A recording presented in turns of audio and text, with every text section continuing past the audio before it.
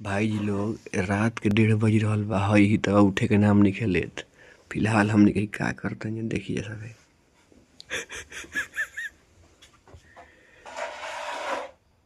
अपने पर लगल हिट करी तब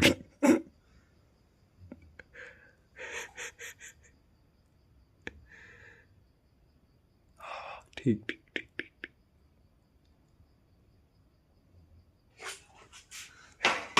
तू ही सरू हार गिला। तुम टेम्परेचर दे ओकरा के बीड़ी सटा के।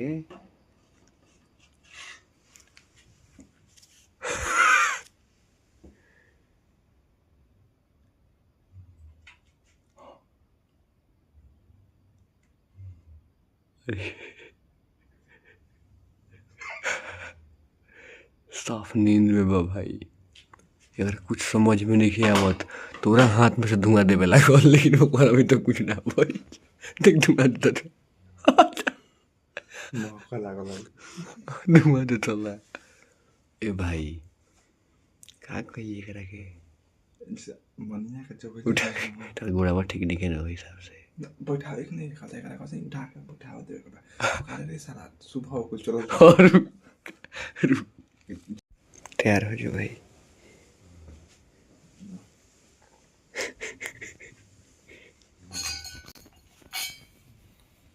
चल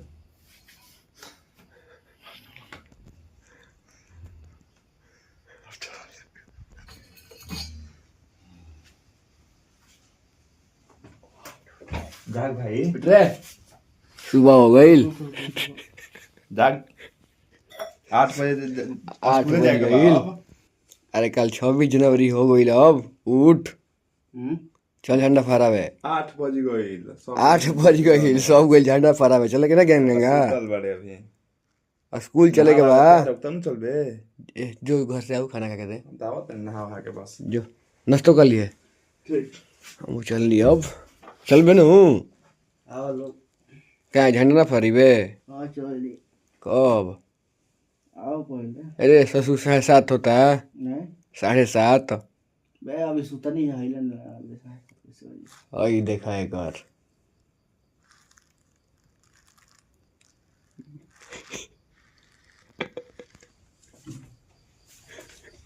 कौन तकी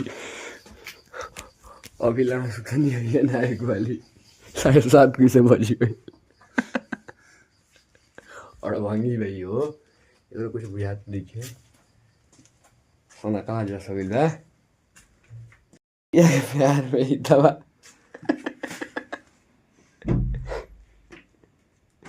थोड़ा के हीटर के टेम्परेचर दिया इला तो बोला उठली सा बे और फूल के हमर हाथ जोर लागल मच्छी से धुआं आवत रहे हाथ में से धुआं निकल गया लेकिन देना उठली सा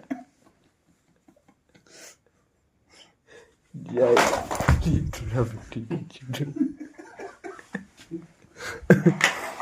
तो हमनी के भाई लोग उठ गिल बनी जा। हमनी लेखा देशभक्त केहू ना हो अभी 2 बजे रात में उठल बनी जा ऐसे कि हम सुबह में जाए के बाद झंडा फहरावे ई उम्मीद से। जय श्री राम भाई जी लोग।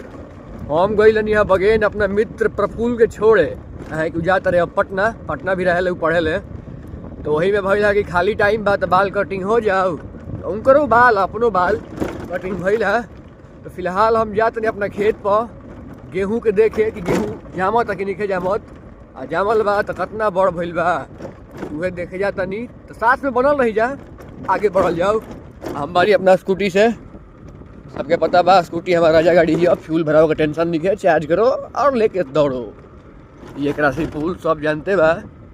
अब आगे बढ़ रहा बानी हम धीरे धीरे जो सामने बोरिंग लौक रहा बा येलो कलर के भाई लोग ये हमारा दोस्त मनी मास्टर के बोरिंग हो उनको खेती है नहीं होला उनकरे बोरिंग है। आज अगर बोरिंग के साधन ना होला बनावे के तो टेम्पोररी में ऐसा छोटा छोटा बॉक्स जो लागल भाई लोग तो सामने पाइप बिछावल बा तो टेम्पोररी में आदमी लगावे ले अपन कि चोर चाई से सुरक्षित रहो यही खातिर हम आ गई अपना बोरिंग भी मिथिलेश भी अपन कुटी बांध रहल बड़े।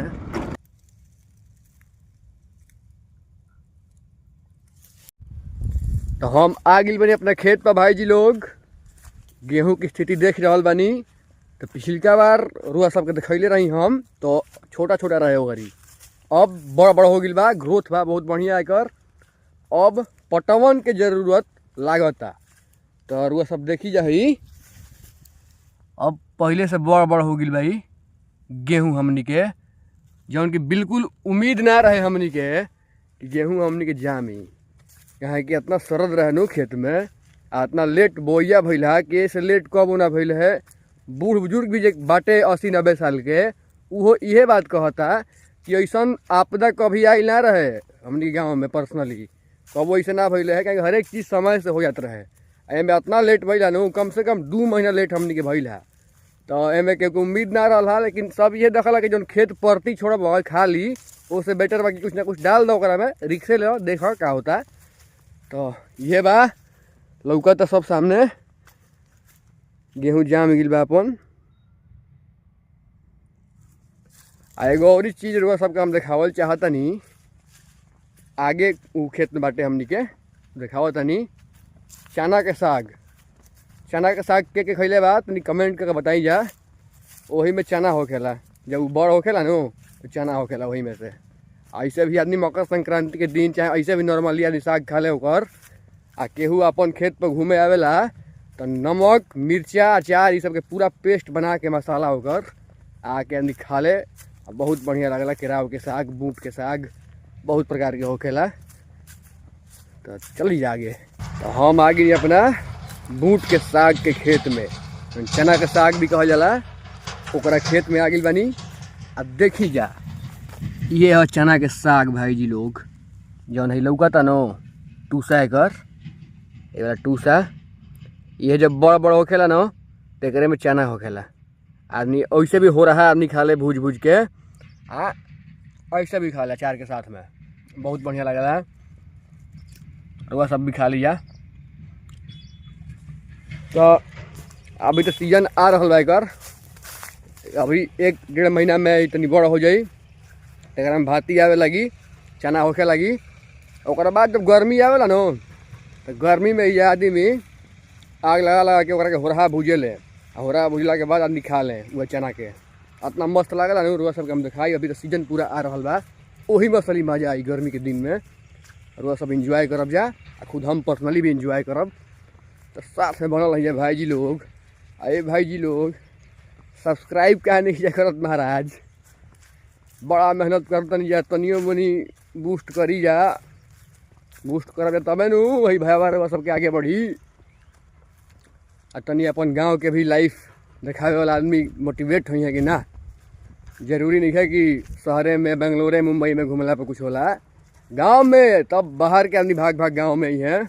वही हमने वही दिन हमने के सपना पूरा हुई जब आदमी भाग भाग के गाँव आई हैं। आगे नहीं हम अपना बगीचा भी रही, आज अकेले बानी, ऐसा ही घूमत फिरत आगे नहीं है, आगे बिना घूमले हमारा मजा ना आवेला। 1-2 बार खेत पर राउंड मारल भी जरूरी चीज़ होला, ऐसे का होला कि आदमी के पता चल जाला नो कि हाँ ये कि आदमी एक्टिव बाड़े, ऐसे चोरी चकारी के डर ना रहला, तो घूमल भी जरूरी चीज़ बा। तो फिलहाल हम देख के हमारा रुक ना पैनी अपने आप के, तो साग खाए के मन तो करते नु बा। ई साग ये प्लस में केराव के साग और ही हमारा बढ़िया लगेला।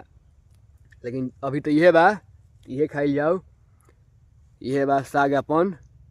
एकरा के नमक मिर्चा रहित नु तो कोनो प्लानिंग ना रहला, नमक मिर्चा रहित तो खाए में मजा आइत, बढ़िया बा। तो अब फिलहाल चला जाओ घरे अपना,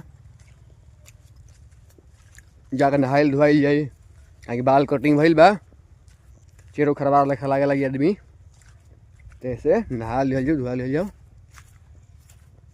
अब जा बैठल बड़ी आगे मिथिलेश भौजी बेचारी, भूसा ढोआ उतरी अपन।